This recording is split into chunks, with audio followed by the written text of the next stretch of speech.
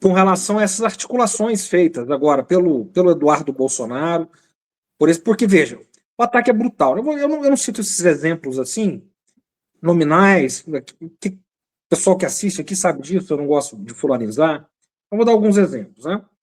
Tem um podcast bastante visto lá do Reconversa, do Reinaldo Azevedo, né? que teve uma conversão tardia. Aí. E estava lá um professor renomado de relações internacionais e tal, muito competente, muito qualificado, que tem posições liberais muito conhecidas, né, para usar a expressão do Mauro Vieira aí, que o Maringoni citou, posições atlanticistas muito conhecidas. Né? E ele dizia o seguinte, foi a primeira vez que eu vi alguém assim na mídia maior, né, embora não seja na televisão, mas numa mídia com grande alcance, enfim, com grandes views e viralizações, dizendo o seguinte, que o Brasil deveria pensar em sair dos BRICS. Alguém tido como conceito colunista, né? Colunista de jornais e tal também, da Folha, do Globo, enfim, por um tempo já foi de um de outro. Eu acho preocupante. Né? Aí, um outro sujeito que é bem reputado também, aí sobretudo nas análises dele do Oriente Médio, e que tem alcance né, nesse âmbito aí de geopolítica e relações internacionais da Globo News, que é o Guga Chakra, eu vou citar ele aqui. Ele hoje defendendo publicamente o Paulo Figueiredo e defendendo o Rodrigo Constantino e atacando o Alexandre de Moraes. Parecendo que a gente está assistindo, sei lá, a Jovem Pan de 2, 3, 4, 5 anos atrás.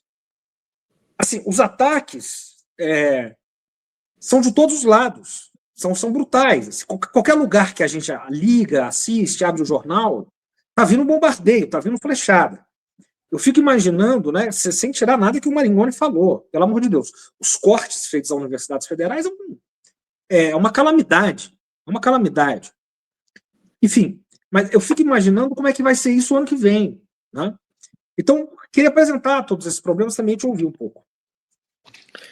Não é coincidencial que os Estados Unidos acusem que na fronteira do Brasil tem uma importantíssima... Tem o Banco Central do Hezbollah,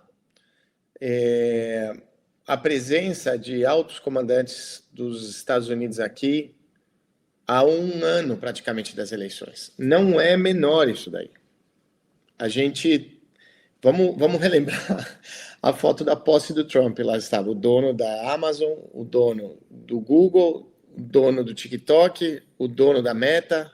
Quem mais faltou aí? Da Apple, Microsoft. Ou seja, todo o sistema, o completo sistema, o hardware, o software, as linhas de conexão, os dados, a inteligência, a tecnologia que gerencia o planeta nesse momento, estava na primeira fila da posse do Trump.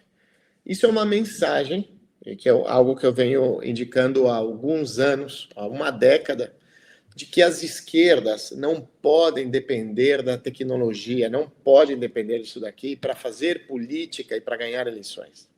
Não basta. O dono disso daqui, ele apoia o outro lado. É inocente acreditar que a gente vai ganhar uma eleição porque a gente melhorou a nossa presença no TikTok. Isso não é real, não é concreto. As ações, a eleição, ela é o resultado de uma grande equação, mas tem algumas variáveis que são fundamentais e as esquerdas perderam a capacidade de estar nas ruas, de dialogar com as pessoas, de construir, de fazer um trabalho de base, porque cada vez mais, isso por gravíssima orientação de agências de publicidade que acabaram substituindo secretarias de mobilização, de organização, né? A gente substituiu o encontro, o proselitismo na periferia por tendência no Twitter. Isso a gente está começando a pagar a conta disso agora. Por quê? Porque aquilo que a gente vê no celular, nas redes sociais, não é uma coisa que acontece de maneira espontânea. Alguém tem uma decisão política que determina aquilo que a gente vai consumir, inclusive se o que a gente fala chega para as pessoas e para quais pessoas. Não acontece de maneira natural, não é que eu paro agora na esquina e começo a gritar e as pessoas vão ouvir o que eu tiver de potência na voz para chegar. Então, isto se soma, né? A gente está chegando na reta final para um processo eleitoral que vai ser muito difícil para o Brasil, vai ser muito difícil.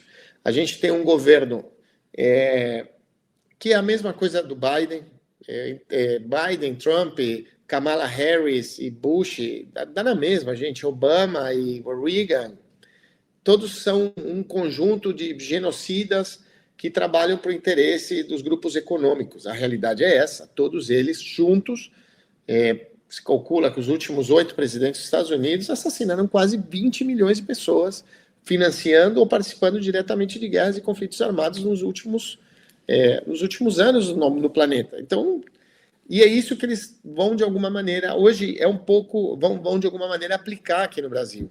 Para essa eleição que vem, a gente tem que ter muito cuidado de não depender desse aparelho. Se a gente deixar as coisas, o presidente Lula, gente, quase não ganhou a eleição. Ele ganhou por nada, e a gente não consegue medir o quanto a Carla Zambelli e o Roberto Jefferson não ajudaram a gente.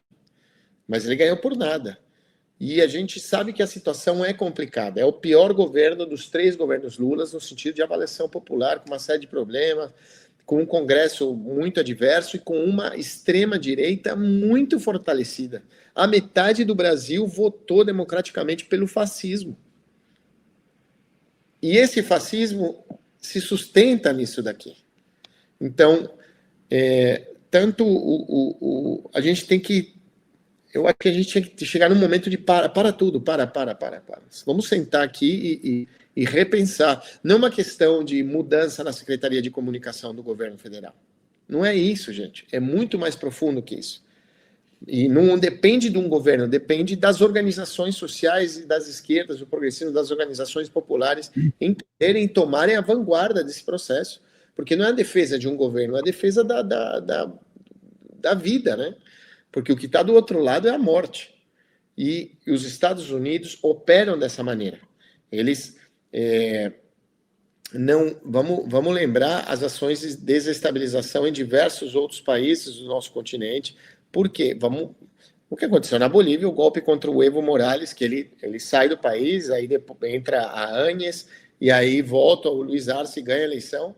Ele foi derrubado com um financiamento, pelo menos verbalizou que fez isso, do Elon Musk, que hoje é um dos principais assessores, o super-ministro do Trump.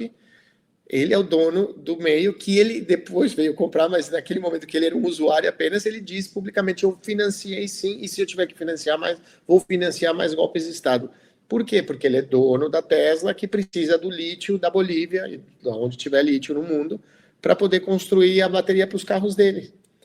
E ele vai fazer isso. E esses governos vão operar aqui. Por isso, a Lava Jato, a detenção do presidente Lula, a derrubada da presidenta Dilma, 2013, aquilo tudo, não há espontaneidade, não há uma naturalidade, há uma operação por trás desse processo que vai muito além da compreensão da leitura comunicacional, mediática, da matriz informativa. Não, é um negócio que é construído com muito dinheiro, com um processo de articulação com países que geram uma pressão econômica sobre o continente. Então, nós precisamos, sim, nos chacoalhar, nos prepararmos como população, aqueles que somos de progressistas, né? A gente precisa realmente, sabe, a cena de filme, eu sempre faço muita metáfora com filme, né?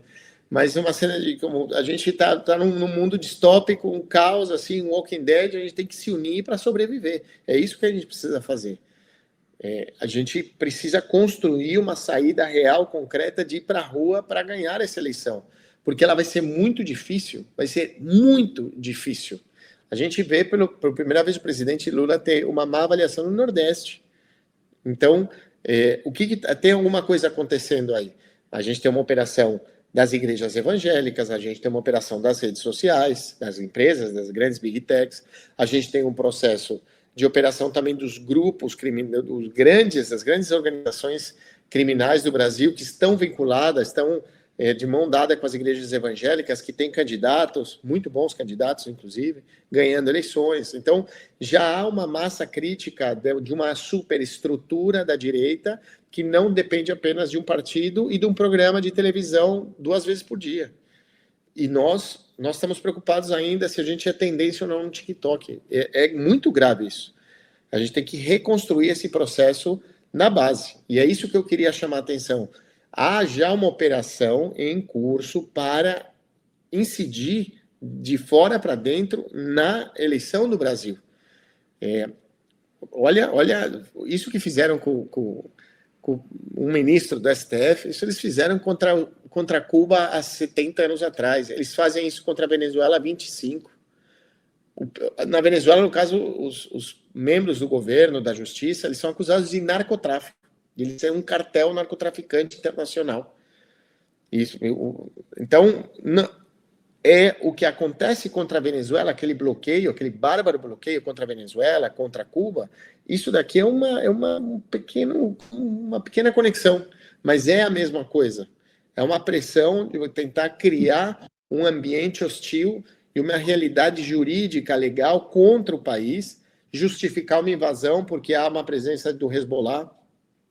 Quantas vezes a gente não viu isso? Não lembra do pozinho do Colin Powell falando que arma química do Saddam Hussein, 1 milhão de cidadãos inocentes depois assassinados, saiu, não, é que na verdade não tinha arma química, é raro no relatório. É raro no relatório, o Brasil também tem terrorismo, gente. O Brasil está financiando o terrorismo, a gente vai causar uma guerra de novo contra o Paraguai. Gente, o maior exportador de arma para o Brasil ilegal é o Paraguai. O Paraguai não tem uma fábrica de armas. Todas as armas vêm dos Estados Unidos. O Brasil importa ilegalmente quase 5 bilhões de reais por ano em armas fabricadas nos Estados Unidos através do Paraguai, que não tem mar. Isso entra para a nossa fronteira seca. E eles vêm falar que aqui está o Hezbollah. O problema aqui é o Texas, aqui é Phoenix, que é onde estão as fábricas, né? A Lockheed Martin, são eles. Então, não nos confundamos. Não vamos se perder no meio do caminho. A realidade é essa.